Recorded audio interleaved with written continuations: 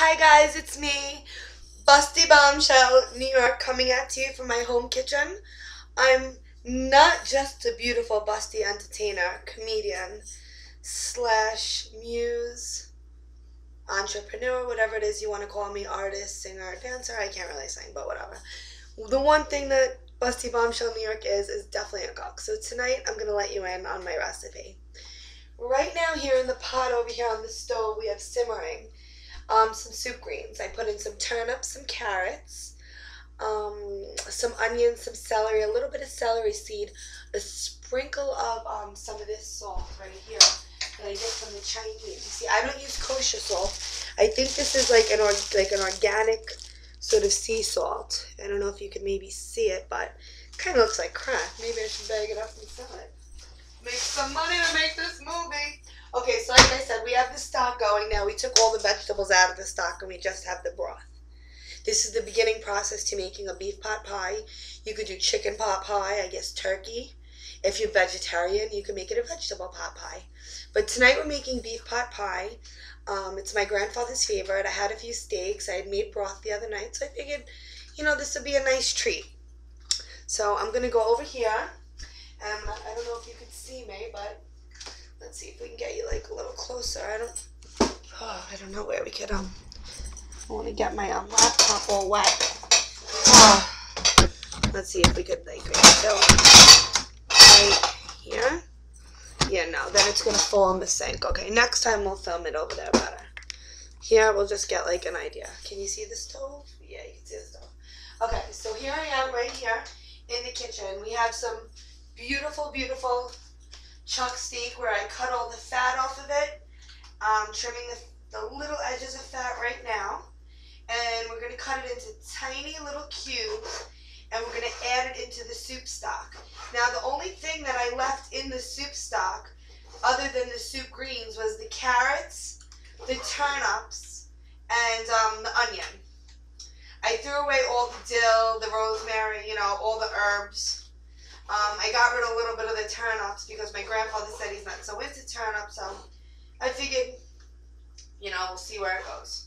So now basically I'm working on cutting these little tiny beef cubes into small chunks. As small chunks as we could get. Now, what do I have to say about the beef cubes? Now, the broth was pre-made. It only took around 10 minutes to 20. It took around an hour to make the broth, which I made a day ago. I pre-made the broth. But I let it sit in the fridge for a day because I've been sick and haven't been eating. So, when Busty Bombshell New York's a little stressed, I like to cook. So here we go. We got the first steak. This is our beef. My hands are clean, antibacterialized. We're throwing it into the pot of the soup.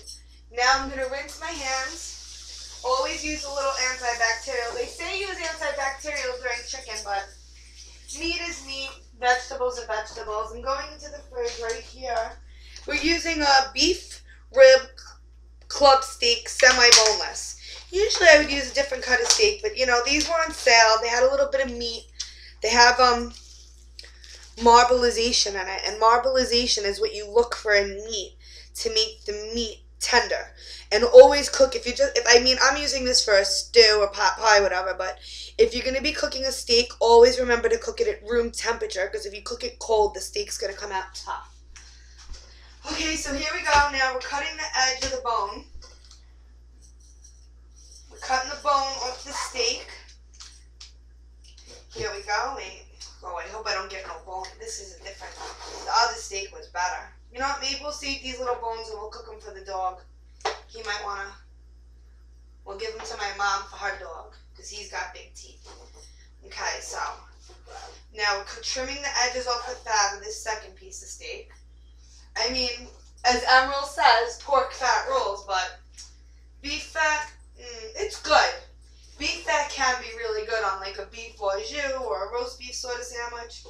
But in a beef pot pie, you're really not looking for the fat because, you're going to add a little bit of butter, a little bit of flour. We'll get to that process later. Okay, so here we are with the last little bit of meat. We cut the fat off. We're saving the bones. We could use that for maybe a different dish. We could feed that to our dogs. We don't want nothing to go to waste. This is America. There's starving children in the world, and, you know, everyone's got to eat. I live alone. I'm single, looking to get married if anybody is interested. And, you know, I like to cook large portions. This is what makes me happy. This is what makes me comfortable. I'm trying to let everybody to know what I'm all about. And this is what I'm about. I'm about cooking. I'm about love. I'm about entertaining. I'm about bringing people together and making them happy. That's all I want out of this world, is for people to be happy. Food does make them happy. So now we got the second round in the pot. Now, what are we going to do with these? I guess I'll put them, let me see, I got a little bit of aluminum. I don't know. Let me see, you know what, since they're for the dogs, we'll just put it in a plastic bag and freeze it. I'll give it to my mom for her dog for tomorrow. Okay, now guys, we got, I don't know, you can't see me, but you can still hear me. Now we have the, what do you call it, the meat and everything else in there. Now I'm going to do rustic potatoes. Usually I would peel the potatoes, but these are little finger-length potatoes that I picked up from the farmer's market in Union Square. They're very delicious. We're going to hope they're so good and there's no green in them. Guess what, guys? We're lucky. There's no green. If you ever cut into a potato and the edges are green, don't be cheap. Just throw it away. It's the only suggestion I can say. Throw it out. If something doesn't smell right and the coloring doesn't look right and a vegetable's soft, or like I said, the potatoes got a little green, you know, just get rid of it if you really don't feel right, because, you know, there's no point in getting sick just to save some food. You know, I don't believe in wasting food, but, you know, we're not going to get sick about saving food. We only got around 3 minutes because I haven't bought my video camera yet, and we're doing this from my laptop, and basically, we only roll for 10 minutes. So basically, let's just get done with this thing. So this, Rachel Ray, this goes out to you. This is 10-minute meals. We're down to 7 minutes and change. Here we go. Now, we're going to add the potatoes now into our stew. There we go. Potatoes are nicely done. Now, we're going to leave the pot open because I would like some of the broth to evaporate. Well, actually, you know what? We're going to leave the thing closed because I want the meat to tenderize really good. We'll leave it closed, and basically, as soon as this is done, all we have to do is mix in a little bit of butter, a little bit of flour, throw it in, usually I make homemade pie crust, but we're going to throw it in a store-bought pie crust, and we're going to use one crust for the top, the other one for the thing, and we're going to poke holes in it when we bake it in the oven.